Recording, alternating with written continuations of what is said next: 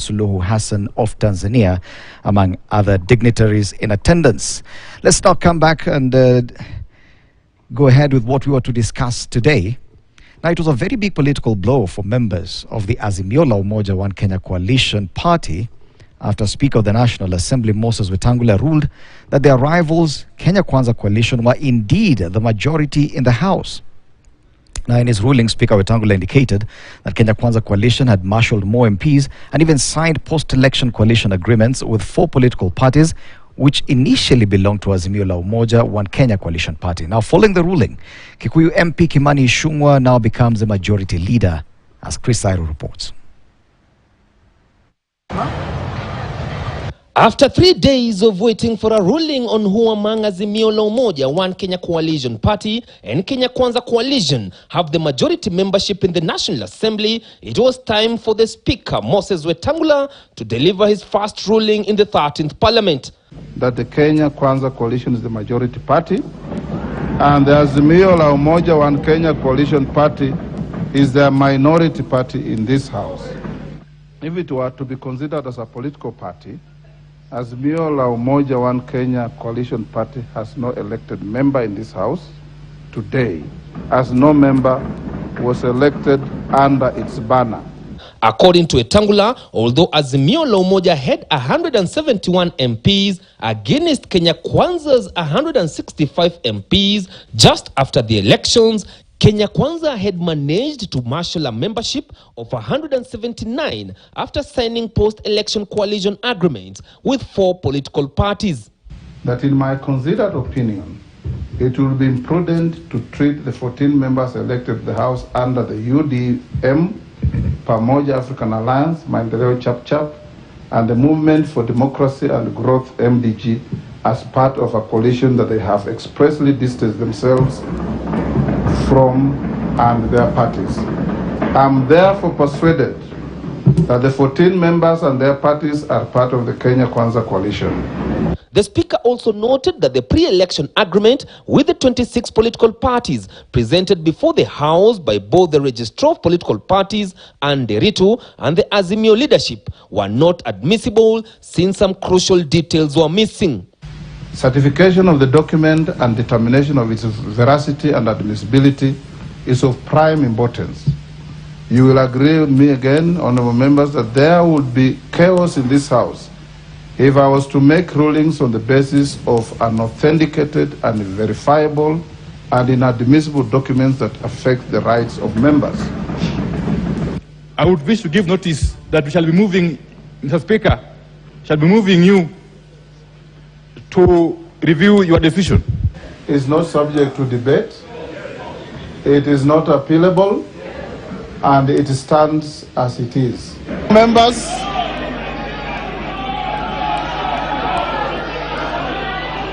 it was a ruling that did not go down well with members of the Azimio la Umoja One Kenya coalition party, with a section threatening to grab the mace just minutes after the Speaker of the National Assembly, Moses Wetangula, finalized his ruling. This forcing the Speaker to adjourn the sittings until Tuesday next week.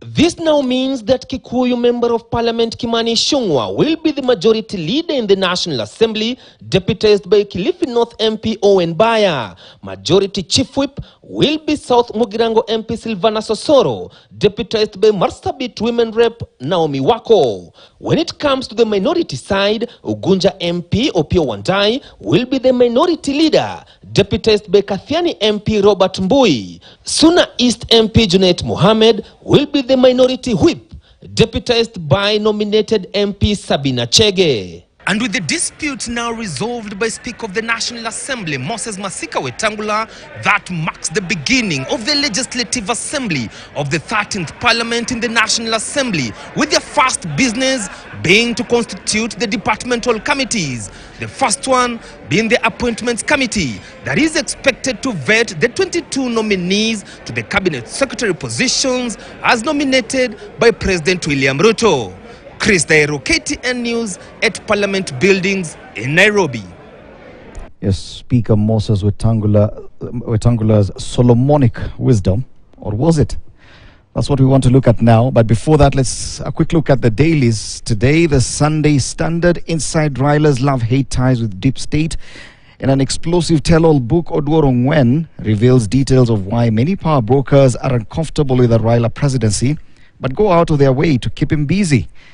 Very nice read on the Sunday Standard today. Make sure you get yourself a copy of the Sunday Standard. Let's take a look at the Sunday Nation. Why Ruto PS list was changed.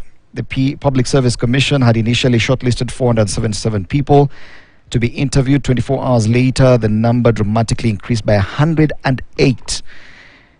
As Kenya Kwanza chiefs scrambled to appease impatient and disgruntled allies amid claims of bribery, voices of joy and lamentations from those who missed out. Something else that we'll be looking at later on this show, Ryla's grand plan to counter Kenya Kwanza, the issue of the opposition agenda. We'll be looking at that towards the tail end of this show. But let's come back and discuss this issue about what happened in Parliament on Thursday afternoon when the Speaker of the National Assembly gave that ruling handing Kenya Kwanza the majority in Parliament. Today, we are privileged to have on my immediate right, Hesbon Owila, communications strategist. Good morning, karibu sana. Asante sana. And Dismas Mokua, political risk analyst. Karibu sana, Dismas. Thank you very much. Now, it was expected that we're going to have a major ruling. We had discussed this issue of majority vis-a-vis minority in Parliament for weeks on end. Finally, the Speaker has decided, and now this has a lot of implications. First of all, Solomonic wisdom. I've seen that being that description somewhere. Someone saying that the Speaker used a Solomonic wisdom. Is that really the right description to this kind of decision? Let's start with you, husband. Well, I mean, I don't think you'd even term it anything close to Solomonic. If we revisit the Bible, I think the decision that King Solomon made, was Solomonic simply because it is the decision that the real mother of the child wanted.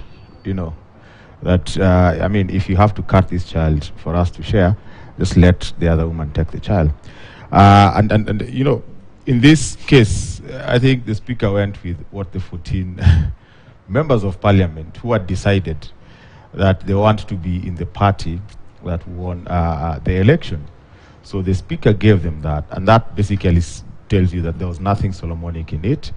It is just a question of 14 individuals who are, clear that we signed a pre-election pact in a coalition called Azimio.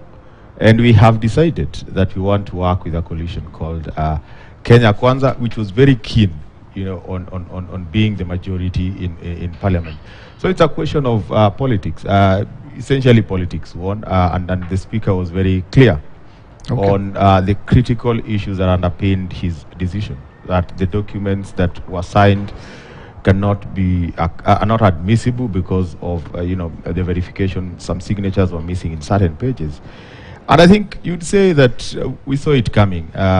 We live in a country where everyone believes that for them to contribute in nation building, they have to be part of the executive, they have to be part of the government, which from where I sit, I think is fairly unfortunate. An elected leader can contribute to nation building, regardless of which side of the political formation they are. And later on, we'll be talking about what kind of influence probably was exerted on the Speaker of the National Assembly towards that decision. But before that, we've talked a lot about political party hygiene, the issues that have dogged formation or existence or survival of coalitions up until now. And some of the pronouncements made by the Speaker leave a lot to be desired, leave a lot of questions with regard to the future of coalitions, especially the fact that we were experiencing this coalition political party for the very first time.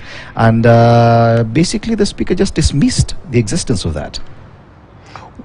Well, I think in his ruling, he raised very fundamental questions.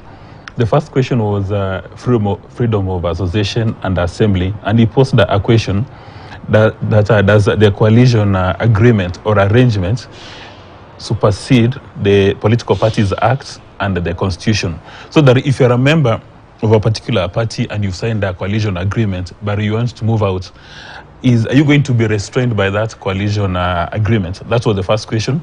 And then the second question, he said it's up to now the courts to determine whether the 90-day period that you must be within a political party before moving out. He said that is going to be determined. I mean, somebody, of course, will go to the High Court for determination. But I think the most important thing is to ask ourselves, really, whether in Kenya we have political parties. And of course, we don't have political parties. We merely have special purpose vehicles for purposes of winning elections. Now, having taken a decision, then people sit back and they want to realign, which happens in most democracies. India, Israel, after an election has been held, then the various political party leaders say, now, can we do a stock taking?